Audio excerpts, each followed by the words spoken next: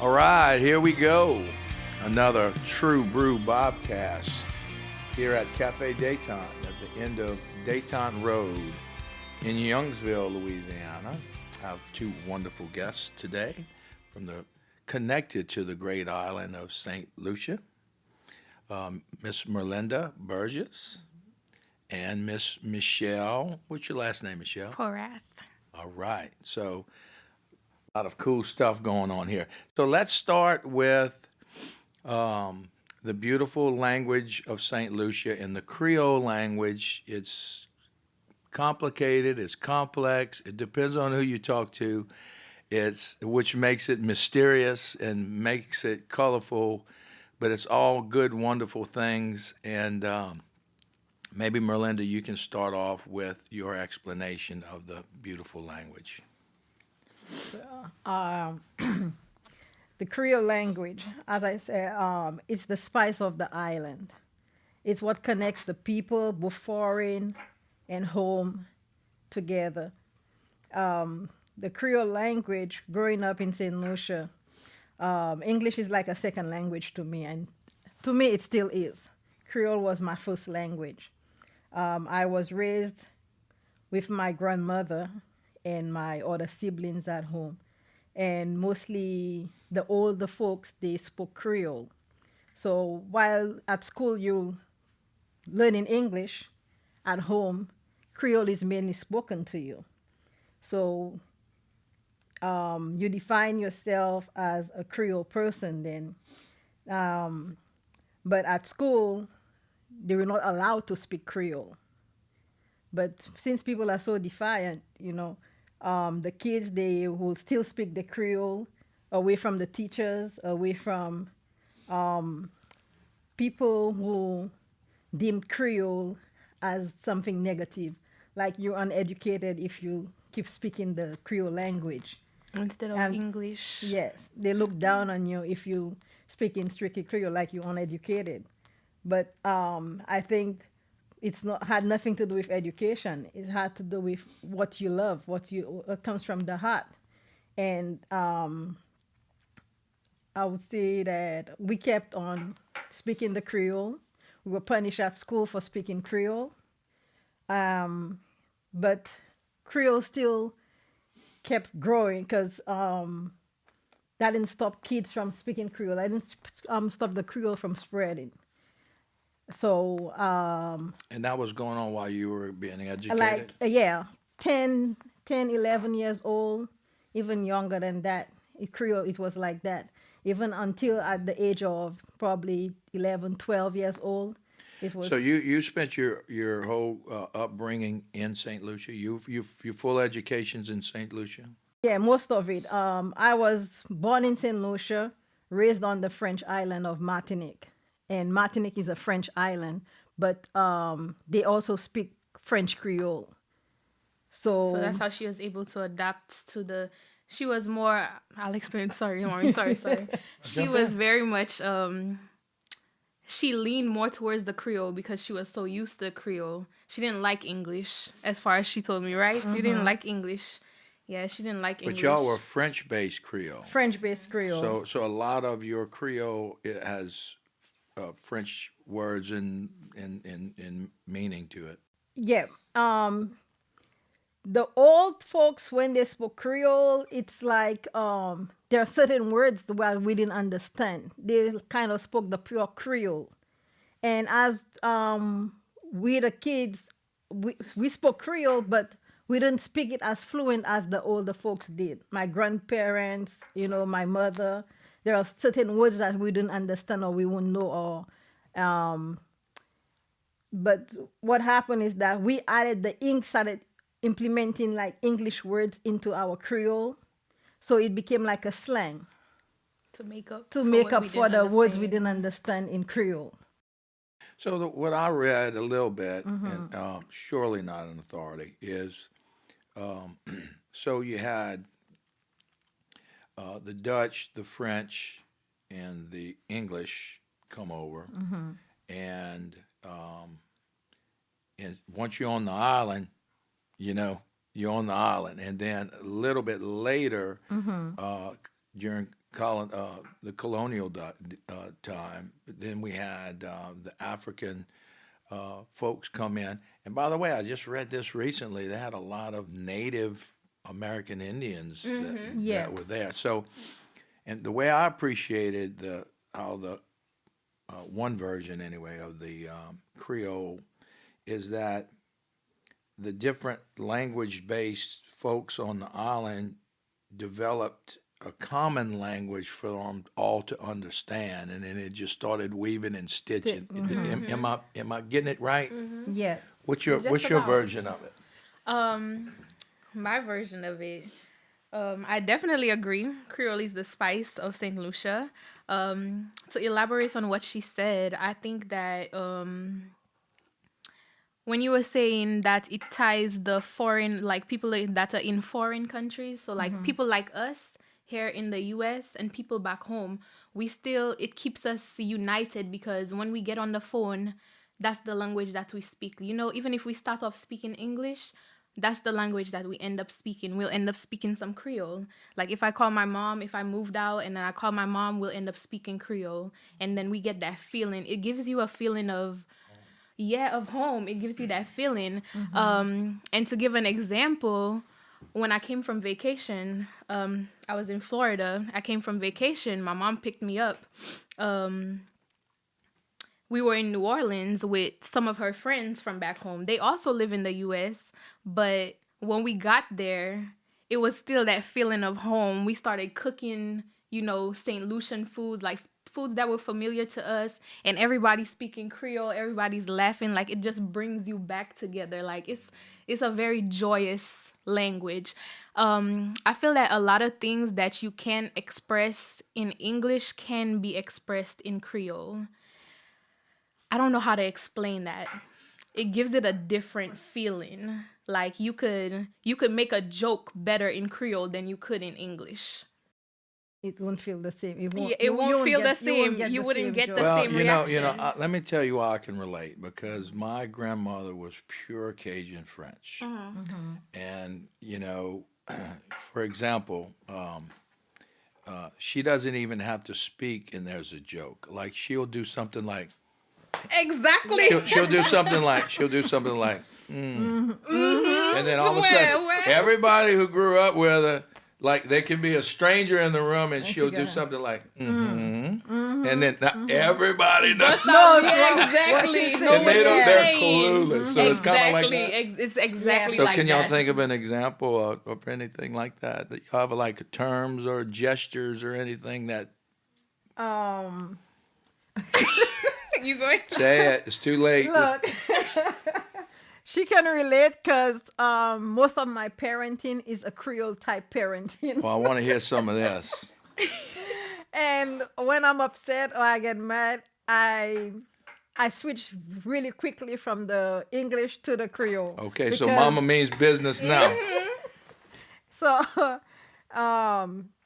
for example, if I give her advice on something and she do the opposite of the advice I gave her, and then she gets everything goes wrong, I'll probably look at her and I'll say and from the time I say or I put I look at her and give her, there's a certain look that parents in the Caribbean give you, eye contact. And Like I told you so. yeah, So, that kind of look. And then and she'll know exactly what I'm saying from just my body language or just the look. And if something don't make sense and stuff, I'll probably go it's yeah. I was trying to do it, but I don't want to do That's that. when you. That's Do it when again? you. It's got. Yeah. It means so many things. It makes so much. It's like sucking your teeth on the side to get the person to know that you disapprove or you, Right. Oh, yeah. Or you what just they- like, or okay, so say if if a kid, you know how little kids do things and they say, oh look, I could do this, and they show you the most simple thing and you just like, that's what you showing me. It's like Like Like really, you know? that's what you do. That kind of- That type of vibe. Another one that I like is women. Yeah, when somebody that means how would you explain that in English? Women, Women, myself, yeah, like me, if you like translate it, it would be like myself, like it's not something you see yourself doing. yes. Yeah, So you would say kind women, of like excusing yourself out of it. yes, Hilarious. Love yes. it. Oh, and that can go all kind of ways. Yeah. All Mhm, kinds all of kind of ways, ways. all kinds of ways. I Or love if it. she does something I don't like, how would I put that example? If you do something I don't like, I'll be like, behave cold. Like, upa behave cold. Like, if she doing some crazy outlandish stuff, say she'll come in the room, she does this. She's very good for this. She'll come in the room just dancing, going crazy. And I'm talking about dancing like some of the people that we used to see on the street back home, because they'd have their own little dances, right? And it's kind of like when you see somebody go viral on social media. Right. But we didn't have social media like that. So Right. everybody just sees you and they know Right. you. And once you reenact it, they know exactly Exactly who who you you talking talking about. about. You don't have Yeah. to say anything. You Just don't do have to it. say Just do the anything. Just do action. the dance. They know I who you love it. talking about. I love it. And whenever she come up in there, doing stuff like that, I'll be like, "Upa behave Cole." Like, you don't behave yourself. Like you're just wild. It's very. I love it. I love it. You know what makes me sad is that schools come in and then they set this academic curricular in for English. And they're like, okay, everybody's going to speak proper English. I kind of get it. You're trying to put a country together to have a baseline deal. And there's nothing wrong with teaching that. But, my grandmother spoke pure Cajun French, and my mother speaks none. And so they got cut out, and and it started with my grandmother. They started cutting her out. And it's a shame. Now, we learned a bunch of words and mannerisms and gestures and all the things that we didn't even know was Cajun French. We know now. We're trying to right. gather it in this book of whatever. But it's the slang, the shortening of words, the stitching of words, and they like, well, you're not an educated person if you're speaking that that way. way, yeah. And I'm like, man, that's bullshit. It's just this to me. It's richer because, like, Saint Lucia, y'all had African, you had French for years and years. That's been there. So they were encultured into that the deal. Indians, not just Rocks and the Caribs we had. yeah, but Indians from India, they started coming into the picture, I believe, a little bit later, right?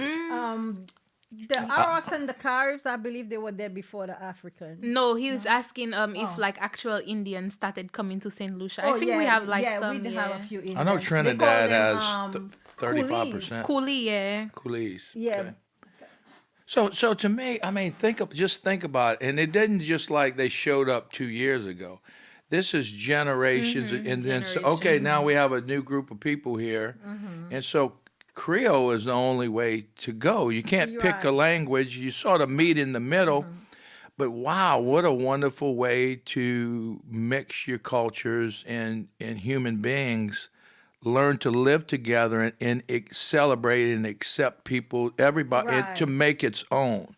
Am I missing something there? No, you see, and again, they had the island going from English to from British to French, French to British, British to French. So it was like, where were the people at that time? What they were, I don't know if they were confused or whatever. So I guess they had to come up with their own dialect. Sure they A did. mixture of African, English, and French. Yeah. Yeah, because I mean, an island going back and forth between these two. I think we talked about this earlier. I was reading Dr. East's book. It's a great book. And so they were talking about the Creoles coming from the Caribbean into New Orleans and meeting at Congo Square and taking, so the Congo Square is where the Creoles that were here in Louisiana, and the Caribbean Creoles came over and taught them dance and different music, and because they ginned it up for generations, and eventually, if I remember right, it ended up going to our Zydeco music. And so, in other words, we had started adopting a lot of the Caribbean Creole here with our American Creoles. And so, hey, let's do a little cheers to the whole Creole movement, because where would we be without that? Huh? Seriously. No, you know what's crazy that you say that, that you reminded me of that. Every time I go to New Orleans, I feel at home. And it's because, I think it's just because of the people's mannerisms, the way that they carry themselves. It gives me the vibe of Saint Lucia, of like a Caribbean island. Like, it's not exactly the same, but you can pick out little parts of it where you just like, you don't find it anywhere else in Louisiana. Like, I don't think that I would ever find that in Franklin. I don't think I would ever find that in Baton Rouge. I don't think I would find it anywhere else. But when I go to New Orleans, Street I feel, yeah, I love walking on Bourbon. I like going around. Like, I feel not safe, safe, yeah, and comfortable. I feel comfortable down there. It's Common spirits are there. So, as a young woman, and the word Creole, it seems like there's some cycles going on there. Like, for example, at one point in time, it was sort of a stigma Right. with it, and some of it like choose a race, Right. this and that.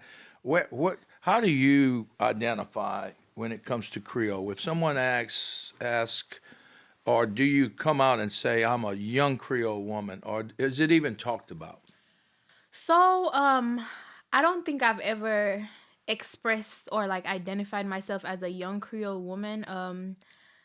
I just say I'm Saint Lucian because at the end of the day, that's what I know myself as. But Saint Lucia and Creole go hand in hand. So like, I feel like, I don't know, I've never seen myself as like, Creole, but that's what I would be. Yeah, like I'm a young Creole woman. Yeah. I love it. Well, how did you identify yourself coming from? What Saint what year Lucia. did you come from Saint Lucia to Louisiana? I think it was 15 years ago. Will be how long? Oh, so you've been here 15 years. About 15 Yeah, about years. All right. Yeah. So tell us about that journey as far as people love to say you got this accent, Right. and everybody's thinking it and guessing it. So Yeah. how do you just come out and say, "Hey, I'm from Saint Lucia. I'm a Creole woman from Saint Lucia"? What do you say? Well, most time when I meet people for the first time, I can tell that the moment I open my mouth, you can see on their face right away that they're wondering, what's going on? Where's that accent? That's not ours. So the moment I see that, I'll go jump to them and tell them I'm not from here. I'm from What's their Saint Lucia. What's their first guess? Jamaica. I was just about to say. I was Lord, yeah. just about to say. And they always feel like they feel good about themselves, and I don't like to break it because they feel good that they know somewhere in the Caribbean. Yeah. That one little spot they know in the Caribbean. And You should say guess again, guess again. and then give you little. Yeah. And then after yep, they always do. Like just this week I went to a lady's house and I was speaking and she asked me, "Oh, I've been to Kingston." And I'm like, "Okay." And I'm like, "I'm from St. Lucia." And she said, because at first she probably thought I was from Jamaica. And she said to me, "I've been to Kingston." And I said, "Yeah, that's Jamaica. I'm from St. Lucia." And then I had to explain to her there are other Caribbean islands there besides Jamaica. And I don't get mad when people get like that because I know most Americans are not educated on outside America. They're Correct. more influenced on their own culture and stuff. But in St. Lucia, we're educated. Geography is one of our favorite subjects. So we've taught a lot about the outside world, the bigger world. So we know a lot about it. And through the tourism season, the tourism industry, we've met so many people from different countries, different cultures, that we have an adapted mindset about languages. So you will go to St. Lucia. They can tell if you're from America. If a German comes, even if you're speaking English, you all are speaking English. They can tell You by arrive in accent. St. Lucia. We can tell if you're German, if you're French, if So you're. let me ask you this: if you go to Haiti or Trinidad or something like that, you're going to pick up on their Yeah. dialect. So if you had a room of 100 People. Grenadians, is that the right term? Bajans. West Indies, all through the Cuba, all the way down to Jamaica. Yeah. If you had 100 of them in a room, like you could go say, okay, you go. Yeah, you're from Trinidad, you're from Barbados, And what you're is from it? Martinique. What yeah. what are the little dialect things that They have Jamaicans, you can easily tell. I don't know, Yes. understand why Americans can't get Jamaicans yet. And sometimes I'll speak St. Lucian, and I said, I'll have to switch to a Jamaican accent. And I said, did I sound like that before? And they're going to say, no. I say, exactly, this is how Jamaicans sound. And a Jamaican, you can easily tell. give me an example. Okay, wagwan man, what? Or like Batman, or like they have a certain tonality to the way they speak. It's heavy. You can tell, it's yeah. heavy, and it's not Creole. I don't know why they call this patois. It's to me a broken English. Yeah. Okay, you mentioned patois. Is that how you pronounce it? I thought it was like pigeon. No, patois. Patois. So patois, Patois is Creole also. I think but it's broken. Pigeon is It's broken, in yeah. other words, you speak in patois. Is that how y'all say it's just broken up? You have to figure it out. Yeah, it's patois. Creole. I identify Creole as patois. Patois to us is our own Creole. So Put we your say mic right Lucian here. Creole. That's okay. yeah, our own Saint Lucian Creole. We call it patois because Creole is worldwide. I mean, you have Creole in Haiti, you have Creole in Martinique, you have Guadeloupe. But would and all. Trinidadians know what patois is? No, Who knows that? Trinidad, who knows patois? Like who would recognize the word? I'm speaking patois. Where geographic lesson? All the Grenadian islands down into West Indies, all the way. Like where does it think I start would and say stop? Martinique, Saint Dominica, Lucia and yeah. Saint Lucia. I don't even think Haiti because Haitian has a more French Creole, so Now, do y'all do a lot of island hopping? Like do y'all marry from other islands and stuff, or do y'all pretty much hold to y'all island? it depends. So It a lot of started like people, that. yeah, a lot of people hold to their islands, but right now I have a friend in Saint Lucia. He's married to a Dominican girl. So she moved out to Saint Lucia, and so like my mom, she was in Martinique being raised, but then she moved to Saint Lucia. So like it's kind of like Yeah. Now it's more. At first, I would say Saint Lucians kept to themselves more. Everybody was so proud of the culture that they stuck to it and stuff because everybody likes to brag about the island, yes. which is the best because we all have similarities like the carnival and the music calypso, and we want to compete like In which one is the competition, best, yes. which is the best and stuff like that. So but now lately when I went to St. Lucia last year, I noticed that we had lots of Jamaicans in St. Lucia, lots of Guyanese in St. Lucia, and right now, trust me, St. Lucians are complaining. For sure. They're complaining a lot. They don't like all these foreign people in the the island. And we even have people from Colombia, from what I understand. Lots of Colombians. Well, some of those countries are hurting right now, and they want them. So, okay, let's get y'all to America. So you sitting there 16 years ago in St. Lucia, and what brought you to America? Okay. I love St. Lucia. If I had what I have here, I would have never moved from St. Lucia.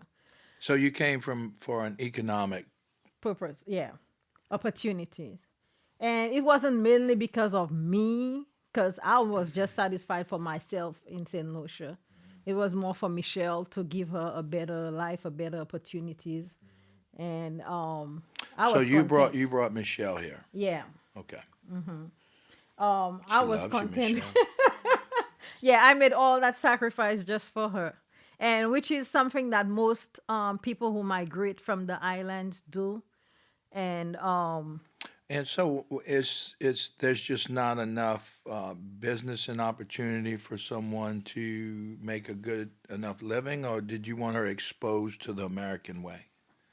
um not really exposed to the American way, because back then I like the way things are in St. Lucia. It's just that the opportunities are limited because the jobs we don't have, the way businesses thrive. Somebody will start a small business and then it will blow up, and they'll employ people here and employ people there. But in St. Lucia, when someone has a job, they try and hold on to it for as long as they can, because it's hard to leave and get you another job elsewhere. So basically, you find people stay in jobs until they retire and stuff. So that they don't make room for the young people coming up. So most young people are either they're very skillful in carpentry, in electricians, and masonry. But You there's so know, much work. yeah. So And you run out of work. I won't tell you run out. You have to know people People. in Oh, order I to see. get in. Yeah. Okay. And so, okay, so you find yourself in South Louisiana, and you have another daughter, and so tell us about that transition. You came when you were 13, and so it was probably was it a fairly easy transition for you? Um, I wouldn't say it was. How can I put this? When my mom left, I did a lot of moving around. So my mom left, and then I went to Choiseul to stay with my godmother. Um, so I had already experienced that like feeling of being, uprooted and settling somewhere else and it went well. So I had a good feeling associated with that movement. So when I came up here, and I was about to be closer to my mom again, like, because I missed her 5 years. That was a while. So I missed her. So I was ready to come see her and be with her and live with her. So that made it easy. But I also lost a lot moving from St. Lucia to America. As far as, how can I put it? I'm not sure. When I went to school, it was different because I sounded different from other kids. You were So culturally confused, maybe? yes. Okay. Yes. I wasn't even confused. I was very set in my culture. So do you think you were trying to was promote St. Lucia ways, or were you more interested in understanding your environment here and adapting to here? Unfortunately, I was more into understanding and adapting because I didn't like being called out like, Being different. yes, why you saying this like this? Why is this da da da da da? Like, I didn't like that. But at the same time, I never came up here with the intention of losing anything that I came with because I liked who I was. Like, I loved my culture. I loved the way it made me into the person that I was. I loved myself. Like, I liked what I had going on. So I never made a conscious effort to change it. But because I was so open and understanding, of American culture, and I had that thirst to, like, okay, I want to be good at a lot of things. So when I find something, I want to kind of master it. And so I got into that headspace, and I was just trying to learn all the American ways and, Got it. be like my friends and the people around me and stuff. And that kind of threw kind of threw And me it got off better balance. as you got older and Yes, more yes, mature. yes. Merlinda, how was your experience of transition? Well, it was easy for me because I remained me. I never Yeah. changed. I was too young. I was too young. I never changed anything. And when I go back to Saint Lucia, people still find me as being the same blunt Merlin that I didn't know.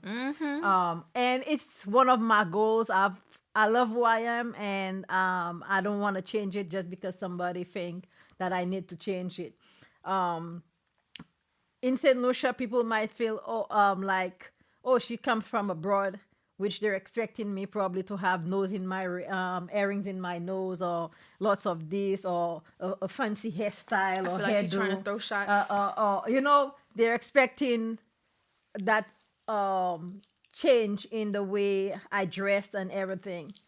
And when you don't give that to them when you go there, they kind of look down on you. Like they disappointed? They're disappointed. Yeah. Like you're a poor person in America. Like you didn't make it. You didn't make it big. You were not successful. So, what percent of St. Lucia is of African descent? Is it like 80, 90%? I Yeah. would say about 90%. And so clearly there's with 90% African descent, there's no sense of prejudice there. Did you experience any prejudice when you came here? Yeah. I learned in school about slavery and Christopher Columbus and all that stuff, but it never hit me anything about racism, about how bad it was. It was like you just learning or reading from a textbook. So that didn't affect you or influence you in any way. So until I came to America, that's when it hit me. When I arrived in America, we went to not Daytona, Orlando, Florida, and that was the first time we experienced racism. Really? Yeah.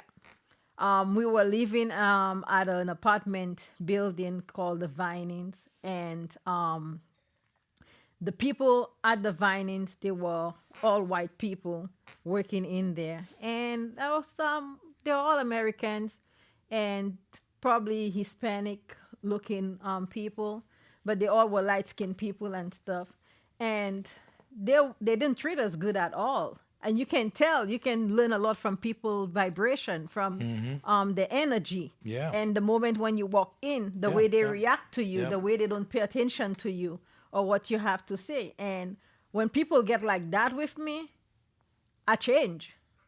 My tone and everything change towards you. My energy, you're gonna feel it. So Just demanding respect. That's Hey, demanding God damn it, respect, this yeah. is I'm right here. I'm right here. Right. I'm talking to you, and that, and I kind of reflected that on them, and later on, I heard one of them say to another, "Oh, these people are not Haitians. Apparently, they thought we were black Haitians living there." And one said, "Oh, they're not Haitians, but they don't know where we were from because they've never heard of Saint Lucia before." So they were kind of confused of who we were. So they just treated us as black people being there, and they just started treating us in like we were like don't belong there. But that didn't stop us. And these are just Saint Lucian. We ignore stuff like that, and we just carry on our business. We know what we're here for and what we want to do, what we want to achieve, and then we just stuck together and just move through it, the hurdle like this. Find your own tribe. Even on the buses, we got the same reaction from people. It's like everywhere you go, you will get some reaction like that. So, as your family started growing and getting older and spending some years here, where did you ended up in South Louisiana? You spoke at Avaya and you Yeah. said, "Hey, the Acadiana spirit is similar to The St. Lucia. the St. Caribbean. Lucia." I mean, so you found your place. Yeah. I was on my way. I was in Florida first, then I went to South Dakota, which South Dakota is a different, it's Oh totally yeah. different. And from South Dakota, I went back to Florida. I lived on Daytona Beach, but Daytona is kind of nothing really much going on there. And so I decided to leave and head down to Texas. And on my way to Texas, I stopped in Louisiana because I was going by the Greyhound bus and via the train. And we had to do a stop in Louisiana. And the agency I was with, they housed us in Gonzales.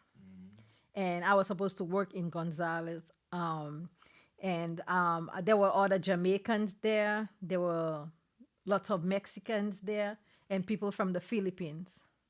There were people from the Philippines there working, and All visa workers. all visa workers. Yeah, H2B workers. Yeah.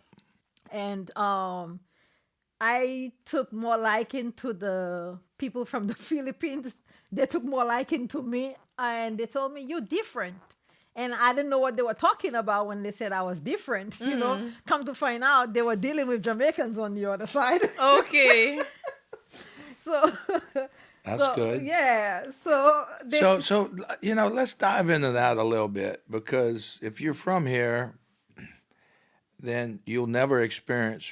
So you coming in from a foreign country, and you're trying to just find work in a place, and so it's logical that you're communicating with other people with Yeah. visas, trying to find their way. that So right. so speak on that a minute because it seems to be a political football, and I do not want to get Right. into politics here about foreign workers and this and that and all that stuff. But what was it like on the Greyhound bus trying to going from one job to another?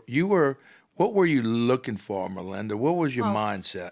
my mindset at that time, I just wanted a job where I can make enough money and I can save enough and to go back to Saint Lucia. So you was wanting to just get money, but in the end, you want to be back in Back to St. Saint Lucia, yeah. That was my main goal. It was my dream to go back home. Enough money that I have enough to live comfortable in Saint Lucia. But what happens, you meet a lot of people, greed along the way. For example, I didn't realize so many people, and a lot of American people don't know this happens. You have all these agencies, they're legal, going around, and you pay them to find you the work and to handle your visas. And what happens most time, they take your money and they pretend that they update your immigration information, only to find out that that was never done. And they just keep feeding you a bull story as to that your paperwork is in there, it's in there, it's in there, it's immigration is working on it, or making you feel like something is happening on it, but then nothing is happening on it. And that takes you from the legal status to being illegal in America. Because it happened to not just me or my friend or my roommate, it happened to a whole bunch of people from Jamaica, and there were people from Slovakia, from all Europe that came. It was a scam. It was a scam, but it's legal because this is a legal business. These are legal businessmen. Their businesses are registered and everything. They pay taxes. They do everything. But I don't understand how they're allowed to scam people like that.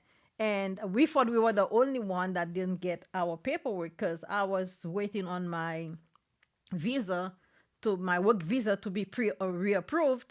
I paid for that, but then it never came in. And I said, oh no, it's too long now. That should have been there already. And come to find out that was never sent in. And there were other people living at the same apartment building. And then we started talking to each other. And then we found out we're not the only ones. Right. And all these people, they said they've been waiting on this for a long time. They paid the money. But you eventually became a citizen. Yeah. That's what got me into my illegal status. And and the penalty for that, if you leave America, you can't come back if you overstay. If you're in the country illegal, you can't come back. You probably have to wait about 10 years before you can come back. But you got to go back every 9 months or so. No, that's if once before your documents expire, you gotta leave the country. Right. If you don't leave after it's expired, then and you leave after that, then you kind of penalized for overstaying, for becoming illegal. So once people get into that situation, They just stay. they just stay. It makes no sense leaving because you can't come back until probably another 10 years. You're going to go for and renew your visa. They're going to look on there and say, oh, you overstayed the last time you were here. We're not going to grant you a visa again. So there, your dream is shattered. But so you end up staying, and that's what I did. I end up staying. I was still with the agency, but that's where I met my husband in Gonzales. I met him there. And I ended up moving down to Franklin, Centerville. Well, Franklin, Centerville is St. Mary Parish. It's the one whole parish. And after about a year, we got married. And not about a couple months later, I applied for my visa and I applied for my work permit to be reinstated. And my work permit was reinstated while I was waiting for my green card. And once I got my green card, I kept it for a while. I didn't apply for citizenship after the 2 years I was supposed to 3 years. I waited 5 years before I applied for citizenship, and then I finally did. Because I wasn't too sure whether I wanted to be American and Saint Lucia, because I wanted to keep my Saint Lucia. But now you're both. But now I have the dual citizenship. All right. So let me ask you this: what's been here 15 years? What can South Louisiana, Acadiana learn from the Laotians? The St. Lucians. Like, what would you like everyone from around here to adopt from St. Lucia? Acceptance. Just before, and don't be judgmental.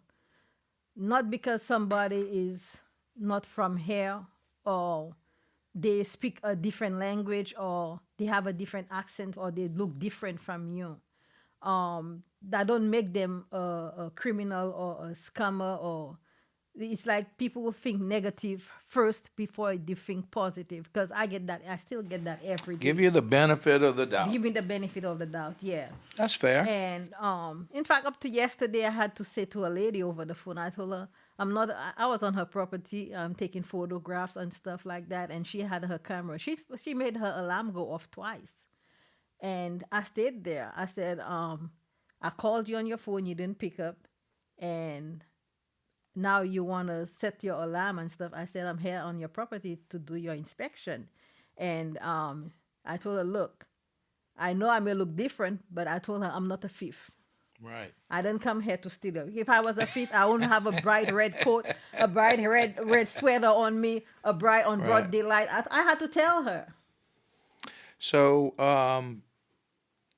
Michelle, what about you? How do you look at your mom, and she traveled a little bit different road than you. You're living in a different America, I guess, than she sees. What are your thoughts on that? What do you think St. Lucia, what would you like to see South Louisiana or this area adopt from your island culture?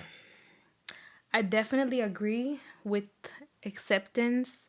And I would probably say more being easygoing. Like, America is very focused on materialistic things. South Louisiana, a lot of people are separated. It would be nice if everybody would, get together, have fun, just relax sometimes. Yep. I mean, surely y'all find that. I mean, everybody seems to be fairly happy for the most part around here. I mean, everybody has life problems, Yeah. but Yeah. I would like to think everybody's, for the most part, Yeah, happy. a lot of people are relaxed and happy. It's just you don't see a lot of community events where everybody from that's living in one area can come together. Like I don't know, so living on my mom's street, I don't know half of my neighbors. I might know the people from the house next door and the one next to them and the one over there, but other than that, I don't know anybody.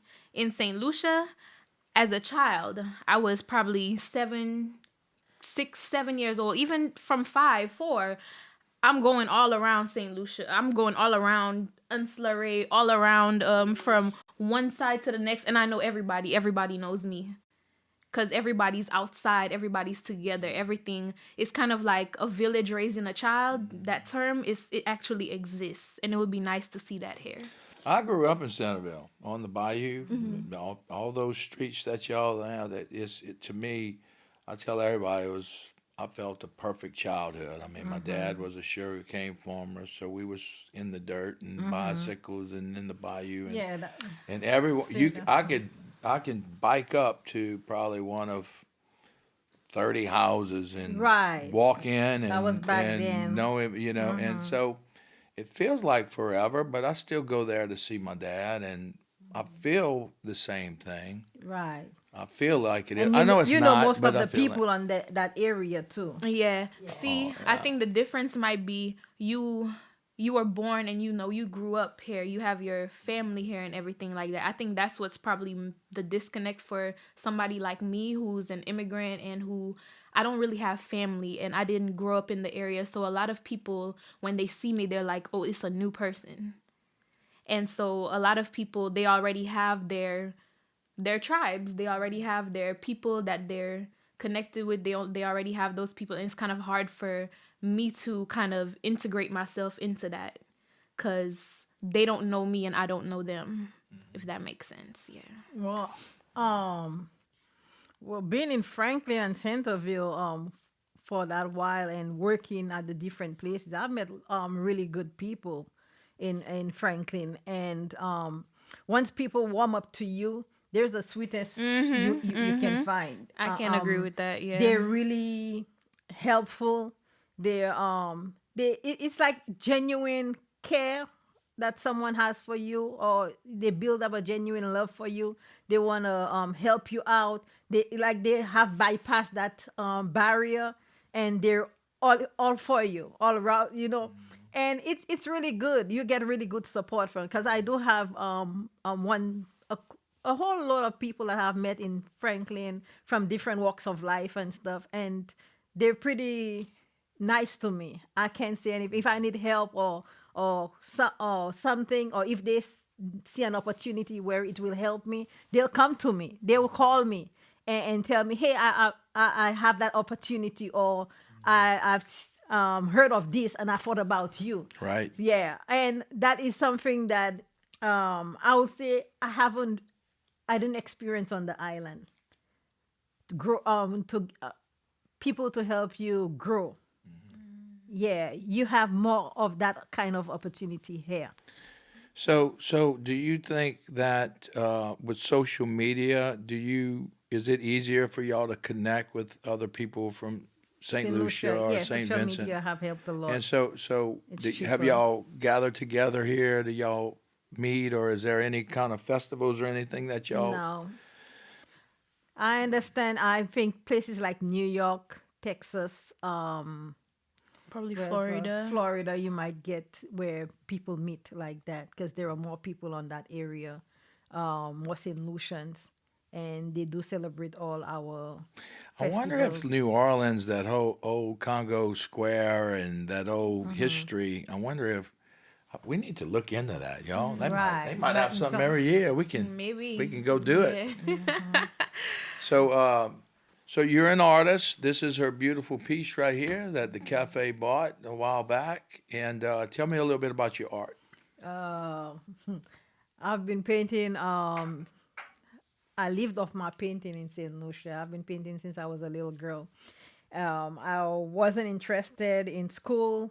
I just wanted to paint back then, but I didn't get that opportunity. at school to paint. So I used to be the class artist, you call Yeah, that, yeah, where I do the postcards, yeah. anything that the kids need to draw.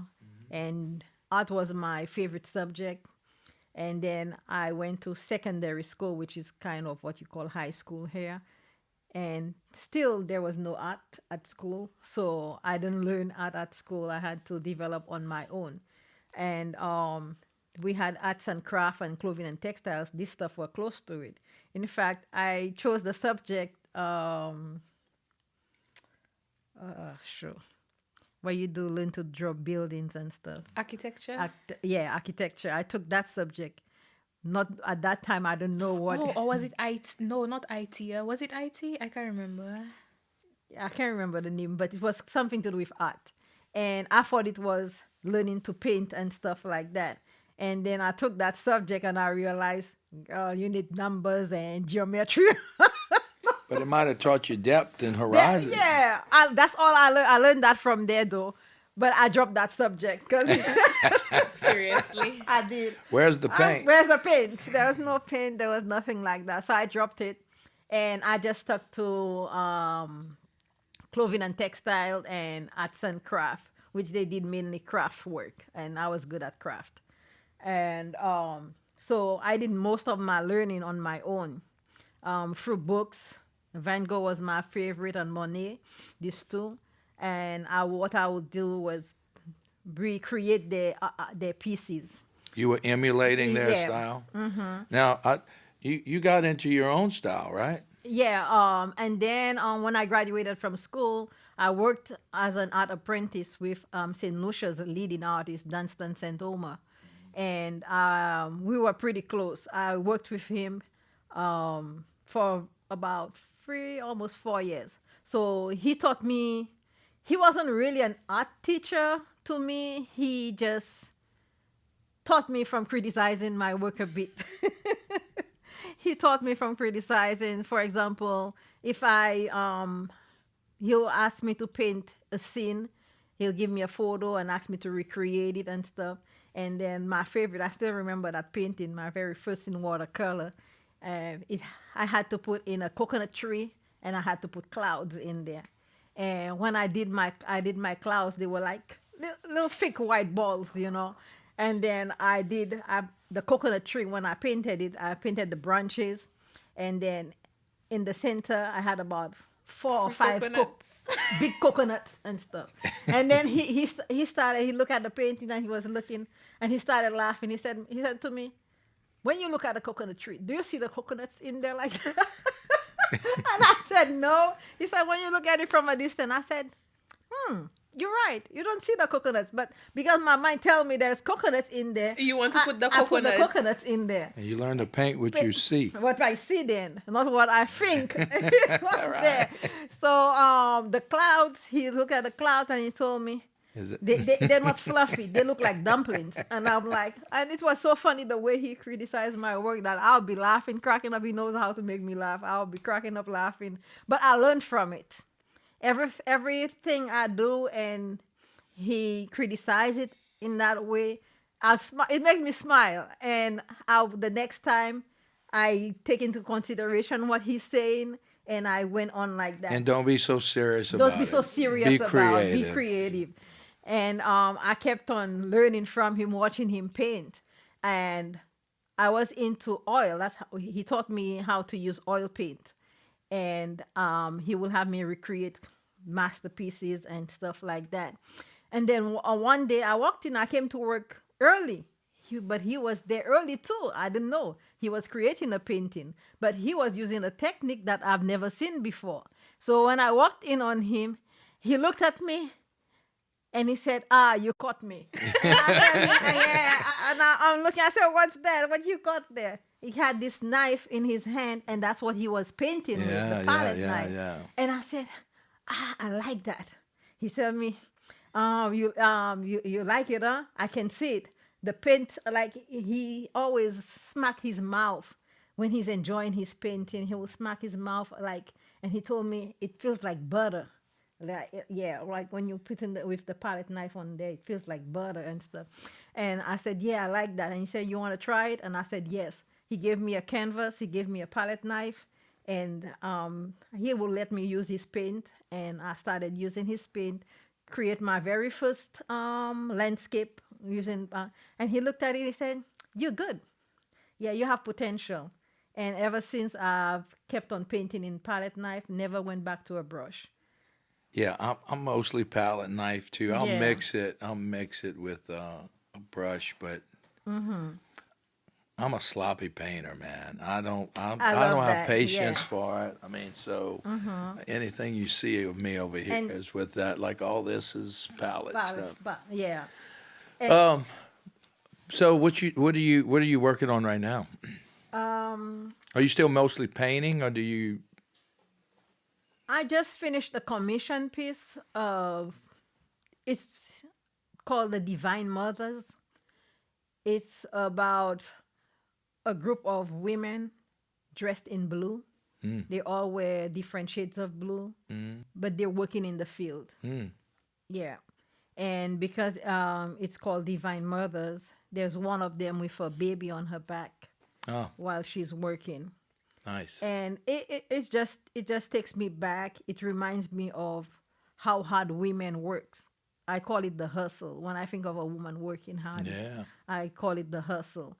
And it ties to me every generation of women from the slave period of time, from the slave time to the modern time, and the future. It's still gonna be the same. Women gonna work Yep. regardless. They're gonna work hard. They're gonna raise the kids. They're gonna provide the food. They're gonna do it all.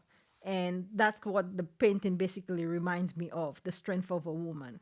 So I kind of named it the Divine Mothers. Any of your girls taking up art?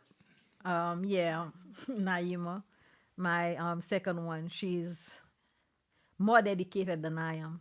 Really? Yeah, Well, that's good. Every day. every day, never Every gets day. tired. Since she was how old? Like 3? Three, If that? I yeah. want to see some of her stuff. From three She's years getting old, good. she's been into it. She sketches and sketches and sketches. And then one day I had an entire floor, an entire room filled with paper. She drew so much that I used to buy copy paper to so because Right. yeah, 'cause I just gave her the copy papers and she Yeah. will just draw on it. But now I buy her the sketchbooks so Yeah. that because she's gotten so much better, Yep. so that way she can keep a collection of all her work and Yeah. stuff. Yeah, love but it. she paints every day. She draws every day, Really? Nice. and she uses both computer and sketchbook. Okay, so what advice would y'all give people, or I want to try to tie St. Lucia into today, and so what would you like to see? Uh, what would you like? What message do y'all want to give to the people right now? I know we talked about it a little earlier, but um, as far as the attitude of a St. Lucian, I mean, it seems to me they just they understand um, how to live life, and when you're in America, it seems like you're hustling, you're bustling, you're competing. There's a lot of different every race, culture, creed, hierarchies, this and that. So it's always you're always working hard. It seems like, is it fair to say the St. Lucians have sort of an island life feel to it, a little calypso music, a little laid backness, and it seems like they got a lot of things right as far as Right. for living a human life. Would you agree with that? Yes, definitely. Here in Louisiana, I see the same. It especially in the more rural areas. Um, Life in Louisiana is not as a fast pace as New Other York or cities, all the yeah. other cities. Um, Here you still have time for friends, for family, to do how will I say that, to do your little hobby, to get into your hobbies and stuff. and you can stop and talk to somebody during the lunch hour. You still have that here. That's what I love about here. It's not too fast paced. It reminds me of the island because in Saint Lucia, the same thing. Somebody will be on the lunch break and you'll get them meeting up with each other and talking, and they have time to stop and say hello. They're not brushing you off. Oh, I'm in a hurry too much, and run off, and they can they don't have time to do anything else. So and in St. Lucia, you kind of not just about meeting up with friends after work. You still have time to, how I say, meet your coworkers after work. Socialize. Socialize for time for a drink, for something. Yeah. And people become friends and Just to relatives from, unwind, yeah. yeah, they become friends. You meet people at work and then you become friends. They become family to you. Do you get back to the island much? It's very expensive from Louisiana. But you still have family there. Yeah. Last year was the first time I went in 14, 13 years. Yeah. Has it changed much?